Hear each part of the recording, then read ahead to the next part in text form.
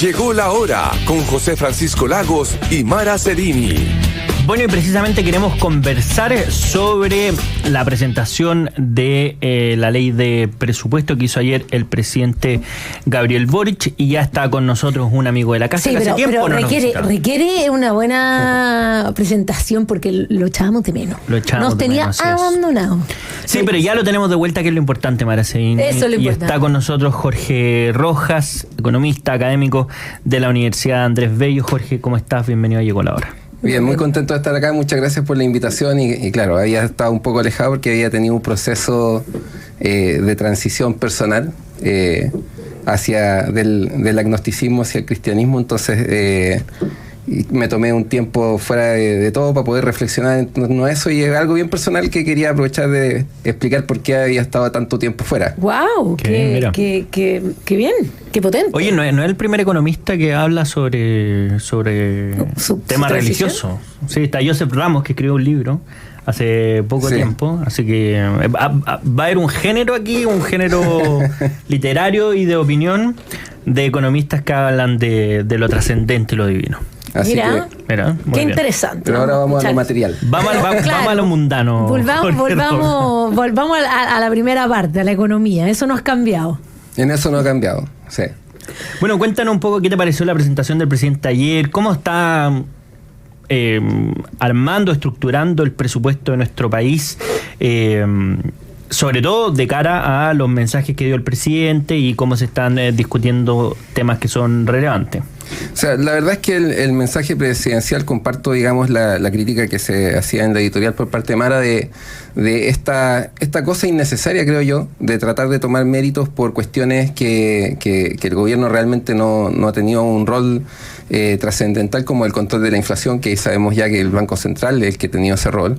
Respecto también de esta afirmación de tenemos una economía mejor ahora de la que recibimos, pero acto seguido agradecer ley de cumplimiento, la aprobación de la ley de cumplimiento tributario, de que fue como algo transversal de todas las fuerzas políticas. Entonces ahí desde ese punto de vista me parece como un poco contradictorio las señales. Y respecto de lo que se propone en el presupuesto, la verdad es que proponer un incremento de un 2,7%, cuando el Consejo Fiscal Autónomo hablaba de que ojalá en promedio en los próximos años fuera un incremento de un 1,6%, es como tener una visión demasiado optimista respecto de lo que va a ser la recaudación tributaria en el futuro y el crecimiento económico y el precio del cobre, cuando tenemos una economía global que tiene varias variables de incertidumbre que son importantes. O sea, todavía tenemos el conflicto entre Ucrania y Rusia, y además a eso tenemos que sumar, ¿cierto?, el conflicto de Israel en Medio Oriente, donde ya vimos que no solamente está la parte palestina, sino que también se extendió al Líbano y Yemen. Entonces hay variables internacionales que deberían hacernos quizás ser más cautos y seguir, ¿cierto?, esta recomendación de un incremento más mesurado. Y esto también se conjuga con la elección que tenemos en noviembre en Estados Unidos. Entonces, si Donald Trump gana, podría haber más proteccionismo, lo que podría impactar adversamente el precio del cobre. Entonces, me parece, en términos generales, que se está incrementando el gasto público quizás un poco más allá de lo que correspondería, y la argumentación que se da respecto de el gasto en salud, ¿cierto?, en seguridad, en educación, etcétera. Si nosotros miramos el mundo desarrollado, se ha dado un fenómeno parecido a lo que se está observando en Chile, que es que el Estado se sigue expandiendo, sigue incrementando su tamaño, pero la calidad de los servicios públicos que entrega, en lugar de mejorar, se ha ido deteriorando. Claro. Y esto obedece mucho también a una política de transferencias. O sea, más que financiar basalmente las instituciones, hay muchas transferencias que partió un poco con la pandemia, y eso también ha ido que el gasto del gobierno se incremente, pero que la calidad de los servicios se vaya en efecto deteriorando. De hecho, en el The Economist había un artículo bastante interesante la semana pasada que abordaba este punto. Bueno, estamos conversando con Jorge Rojas, economista y académico de la Universidad Andrés Bello. Jorge, ¿Cómo ves tú esto de la perspectiva del crecimiento económico? Porque finalmente la gran mayoría de los economistas está de acuerdo que el gasto público no puede ser forzado o aumentado a la fuerza cuando no hay crecimiento económico. Finalmente lo que hace es empezar a contraer la economía y a perjudicar también otras áreas como la inversión. ¿Cómo ves en el fondo, a raíz de las expectativas de crecimiento y las expectativas de inversión que tenemos en cuanto a los deseos de aumento de gasto público y también de aumento de impuestos? Porque también el aumento de impuestos a las personas y sobre todo a las empresas también genera un desincentivo de seguir invirtiendo y de seguir creciendo. ¿Cómo ves esta relación en cuanto a la declaración del presidente, las intenciones y lo que ha dicho Mario Marcel también? Ya, ahí hay un montón de preguntas, pero respecto de... Lo siento. No, está bien. Respecto del crecimiento, creo que ponerse contento, ¿cierto?, por una proyección de crecimiento de 2-3% no es nada no hay nada que brindar, ¿cierto? No hay nada que festejar si nuestra proyección de crecimiento es de un 2-3%. Entonces eso es lo primero. El crecimiento que estamos teniendo en términos totales es un crecimiento pequeño, y en términos per cápita es un crecimiento de estancamiento absoluto, o sea, igual que el estancamiento en la productividad que nosotros tenemos. Entonces, desde ese punto de vista, incrementar el gasto público sin tener digamos, una gran claridad respecto de que nuestro crecimiento nos va a permitir justamente pagar la deuda que tenemos, que ya está en el 41.6%. O sea, para que tengamos una idea de la magnitud en cómo ha ido creciendo nuestra deuda pública, la deuda bruta del gobierno. En 2014 teníamos un 15% del PIB como deuda bruta del gobierno, y hoy día es 41.6%. ¿Cierto? Entonces algunos economistas dicen, no, 45% es como el límite máximo, pero ya estamos en el 41.6%, probablemente si la situación internacional se pone adversa podríamos aumentar. Entonces básicamente este incremento en el gasto de los últimos años se está financiando a través de deuda. El problema es que esta deuda tarde o temprano hay que pagarla, y como bien decías tú, Mara, o sea, las deudas hay que pagarlas, y la forma que tiene el gobierno de Chile para poder hacer ese pago es a través de aumentar los impuestos. Porque como hemos visto, hay muchas empresas públicas, muchas empresas del Estado que tienen justamente problemas de pérdidas. Claro. Y de hecho, el mismo Consejo Fiscal Autónomo ha hecho algunas estimaciones, y 1/3 de la deuda pública va destinada justamente a inyectar capital a estas empresas públicas que no generan utilidades. Entonces, porque si fueran empresas públicas que generan utilidades, entonces uno diría, bueno, al menos no son un gasto para el Estado. Pero no es el caso, y vimos lo que pasó, ¿cierto?, en TVN, bajo la administración, ¿cierto?, de Francisco Vidal, que se dispararon las pérdidas de TVN, y así hay un montón de otros ejemplos. Entonces, la verdad es que yo no estoy muy de acuerdo en que se aumente de esta manera tan importante el gasto público cuando tenemos una incertidumbre, ¿cierto?, a nivel global, que hace que los vaivenes, que la economía cambie de dirección rápidamente, y hoy día tenemos estos conflictos bélicos y el posible reactivación, ¿cierto?, de la guerra comercial entre China y Estados Unidos, y que no depende tanto de quién salga electo, porque cuando Joe Biden era el candidato, para tratar de repuntar un poco en las encuestas, adoptó el discurso proteccionista en términos arancelarios que tenía Donald Trump. Entonces es una cuestión que va más allá de quién gane la elección. O sea, la pregunta es cuánto va a ser, ¿cierto?, la intensidad de esta nueva guerra comercial. Y ahí, bueno, estamos conversando con Jorge Rojas, economista académico de la Universidad Andrés Bello. ¿Te parece que en las prioridades que se han puesto en el presupuesto debería tener una relativa, yo sé que nunca son de tramitación fácil, pero una relativa tramitación fácil en el Congreso, porque tampoco es un presupuesto donde haya mucho margen, a pesar de las proyecciones y que pueden haber variaciones ahí, pero ni margen de moverse ni hacia arriba ni muy para abajo, sobre todo por las prioridades como están establecidas? No sé cuál es tu punto de vista, Jorge.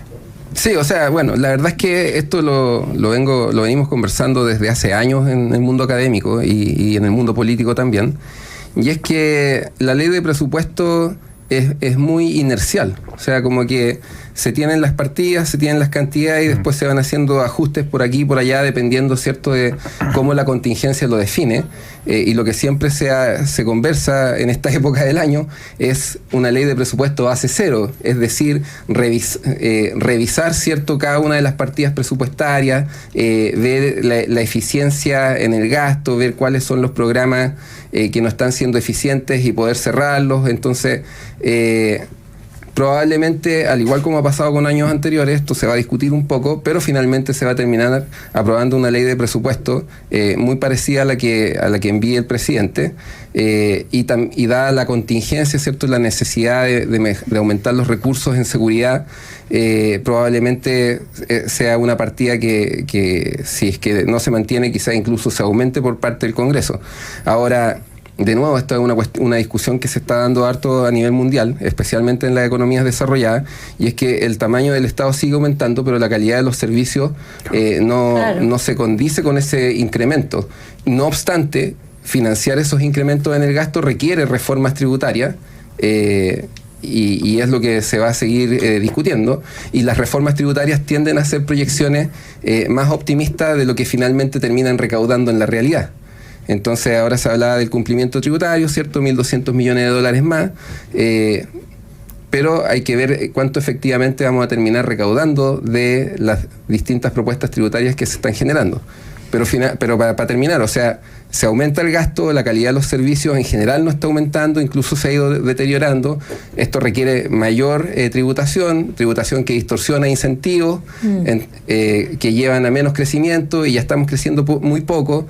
Entonces, la verdad es que políticamente se ve muy viable que se apruebe, pero técnicamente yo hubiese preferido una propuesta de gasto público aún más conservadora, o sea, con un menor incremento.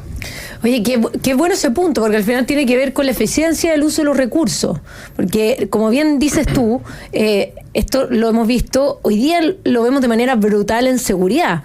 Claro, se aumenta el presupuesto, pero estamos cada vez peor en seguridad. Lo sabemos también desde lo que es salud y educación, en cuanto se han duplicado o triplicado los presupuestos, el gasto del gobierno en cada uno de esos ministerios, y finalmente la situación de las listas de espera hoy día es crítico, la situación de los colegios igual. Desde esa idea del control, en el fondo más bien de la eficiencia al gasto, ¿cuáles han sido como ciertos modelos o ideas a nivel internacional que tú puedas decir como estas cosas funcionan mejor de esta forma, tomando este tipo de decisiones?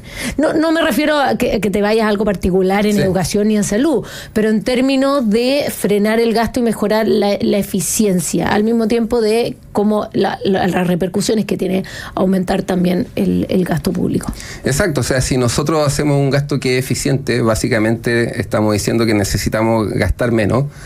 Podemos, con esos recursos que son excedentes, se puede pagar nuestra deuda, podemos hacer reformas tributarias en la dirección de bajar impuestos e incentivar algo que ha venido cayendo en los últimos años, que es la inversión en formación de capital bruto. O sea, la inversión en Chile ha retrocedido de forma importante. La inversión que siempre aumenta es la inversión extranjera directa, pero que es por otras razones y que no tiene un impacto en el capital físico del país en el corto plazo, y lo que necesitamos justamente es tener un impacto rápido para poder retomar la senda de crecimiento, que tiene que estar en el 5 o 6% y no en este 2 o 3%. Ahora, la experiencia internacional lo que nos dice es que deberíamos tener, y que de hecho lo tenemos de cierta forma en la DIPRES, ¿cierto?, una evaluación de la eficiencia de los distintos programas que están ahí. Claro, pero... Y que eso tenga una vinculación, ¿cierto?, con cómo se genera la ley de presupuesto, y que nuestros políticos, digamos, lo tomen en consideración, porque, por ejemplo, el Consejo Fiscal Autónomo es consultivo, no es vinculante. Sí. Y ahí quedó claro ahora que se estaba proponiendo, ¿cierto?, un 1,6 y el gobierno adopta un 2,7. Entonces, básicamente, y eso y aquí me salgo un poco, pero está relacionado, que mucho se habla de la reforma al sistema político, como si cambiamos el sistema político y volviésemos, por ejemplo, al binominal, nuestros problemas se van a resolver. Y si ustedes miran, por ejemplo, el caso de Estados Unidos, que también es muy bipartidista, el nivel de polarización existe igual.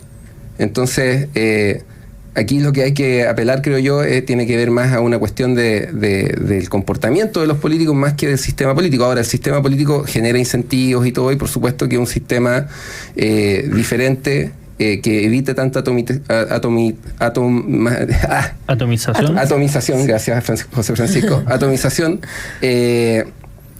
va a llevar a resultados más estables, pero no necesariamente.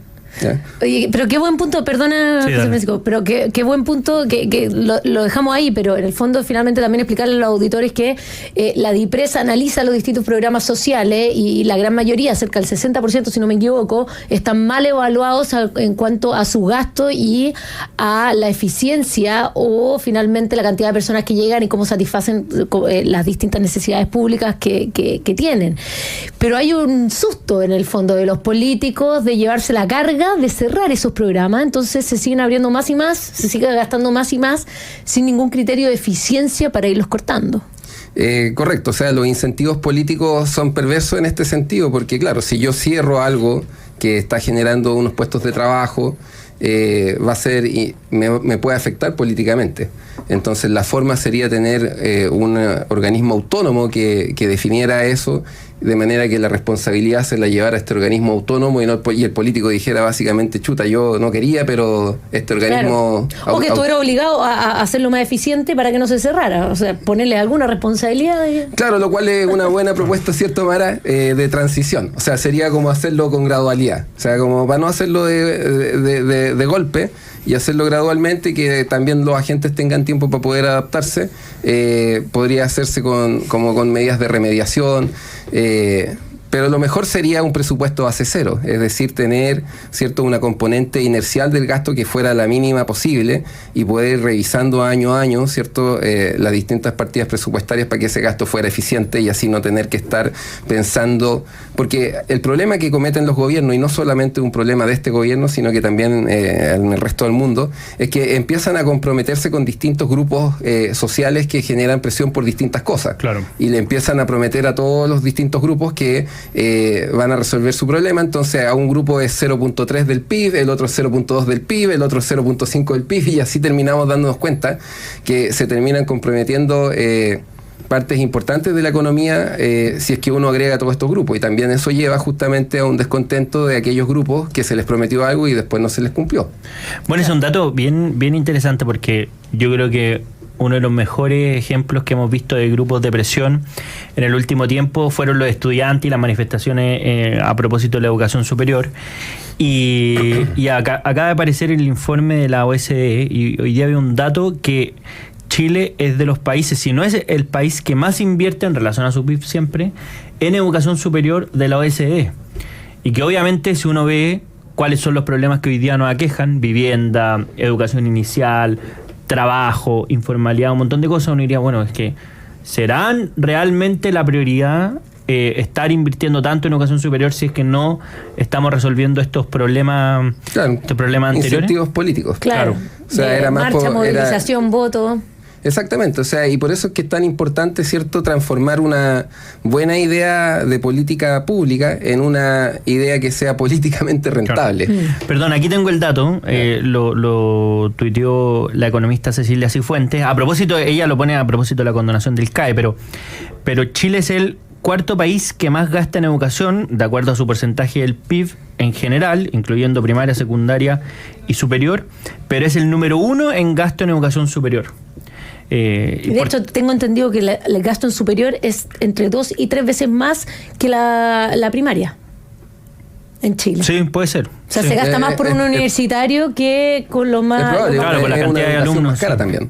Sí, pues es verdad. Entonces, pero claro, pareciera mala idea centrarnos ahora en la discusión del CAE cuando vemos estos números, ¿verdad? Oye, yo sé que siempre se habla de esto, y lo estabas comentando tú anteriormente, Jorge, que esta idea como de no solamente ver en qué vamos a gastar, sino que ver y revisar en qué estamos gastando, y para eso el presupuesto base cero sería una muy buena idea. Pero cuando se intentó aplicarla en el gobierno de Sebastián Piñera la vez pasada, como que en mi opinión, quedó la sensación de como que esto es lo suficientemente grande que no se puede hacer y que finalmente termina siendo tan inercial el presupuesto que es imposible reducir a algo si es que no está la verdadera voluntad.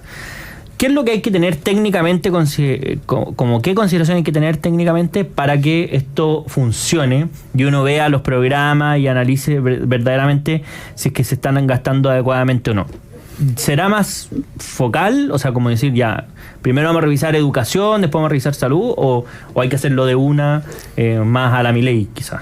O sea, la verdad es que todavía estamos en un país donde podemos aplicar gradualidad, ¿ya? Pero hay países como Argentina donde había que aplicar shock. O sea, aquí se puede aplicar gradualidad, se necesitan básicamente los equipos humanos y y el Estado tiene el acceso a los datos para poder hacer sus análisis, pero claro, es un trabajo grande, entonces se necesita un buen equipo de economistas, ¿cierto?, de personas que puedan hacer la evaluación de los distintos proyectos, pero aquí más que la limitante técnica es la limitante política.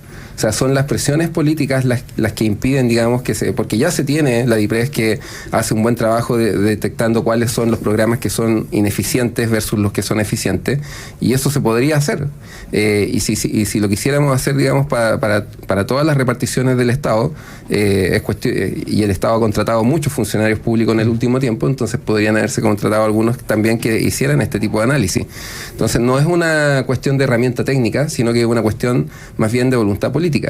Porque, por ejemplo, que conversábamos recién respecto de la educación terciaria, ¿cierto? O sea, tenemos el conocimiento técnico de James Heckman y otros más, Heckman Premio Nobel en Economía, que muestra que la inversión en educación inicial, ¿cierto?, ojalá antes de los 6-7 años, genera sociedades más equitativas, más respetuosas, en el largo plazo sociedades mucho más ricas e igualitarias. Sin embargo, decidimos invertir en la educación universitaria, que justamente hay literatura que muestra que incrementa la desigualdad. ¿Por qué? Porque se le está financiando a un grupo que probablemente de por sí de llegar ahí tiene más habilidades y el financiarlos gratuitamente hace que se despeguen aún más.